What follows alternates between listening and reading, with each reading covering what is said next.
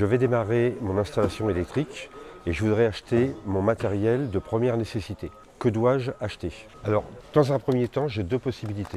Ou j'achète de la gaine vide et je passerai mes fils dedans, ou sinon j'ai la possibilité d'acheter de la gaine préfilée. Alors la gaine préfilée, c'est une gaine ICTA avec les 3 fils qui sont déjà pré-équipés à l'intérieur. Alors la gaine préfilée existe en 1,5 mm et la gaine préfilée existe en 2,5 mm. Aujourd'hui, la réglementation NFC 1500 impose à tout ce qui est alimentation extérieure d'utiliser du câble RE2V. Alors beaucoup de gens se demandent qu'est-ce que le câble RE2V? C'est ce type de câble. Donc c'est un câble noir avec 3 conducteurs à l'intérieur et ce câble est réservé exclusivement pour l'extérieur. Si vous avez une lumière extérieure à équiper, si vous avez des prises de courant extérieures à équiper, si vous avez un portail automatique à équiper, il faut utiliser ce style de câble. Voilà, RE2V. Ensuite, pour réaliser la terre de votre maison, vous allez avoir besoin de la câblette de terre. Alors, qu'est-ce qu'on appelle câblette de terre? Donc, c'est marqué dessus, câblette de terre, cuivre nu de 25 mm. Ce câble de terre va aller sur un piquet de terre qu'on va voir juste à côté.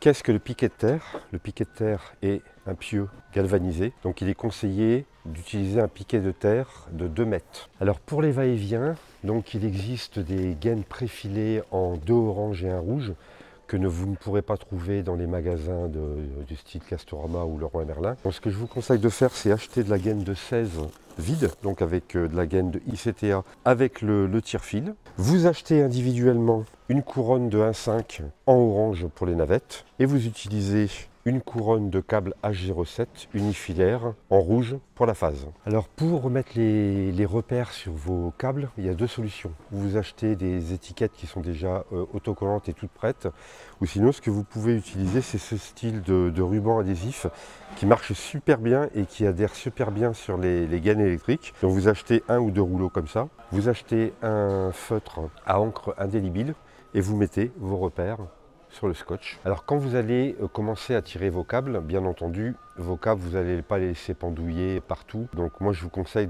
soit de les fixer directement au mur, ou si vous faites par exemple une installation en passant vos gaines au sol, dans ce cas-là, évidemment, il faut aussi les fixer de manière à ce que quand le chapitre va venir, que les gaines ne remontent pas. Alors pour attacher les gaines au sol et les gaines sur les murs, pour les mettre en attente, moi je vous conseille d'acheter des embases, vous voyez. Alors les embases, vous percez un trou de diamètre 8, vous mettez l'embase au niveau du trou, vous prenez un marteau, vous tapez dessus. Alors vous avez ici, donc je regarde bien là, vous voyez, ici vous avez ici le passage pour mettre le risan. Voilà, donc le risan vient passer dedans.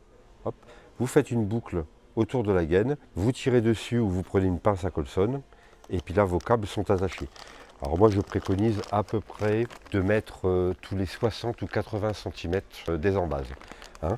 Alors donc ici on a une embase, on imagine qu'on a notre gaine qui arrive comme ça, on met une embase, 60-80 cm plus loin on remet une autre embase, on serre le colson et ainsi de suite. Alors donc dans les fournitures toujours de première nécessité, je vous conseille d'acheter ce type de pince, donc ça s'appelle une pince à colson. Donc ça sert à serrer donc les colsons, à vous engager directement dedans, vous pompez comme ça, comme ceci, hop, le risan va se serrer, vous appuyez ici et ça va le couper. Donc pince à colson.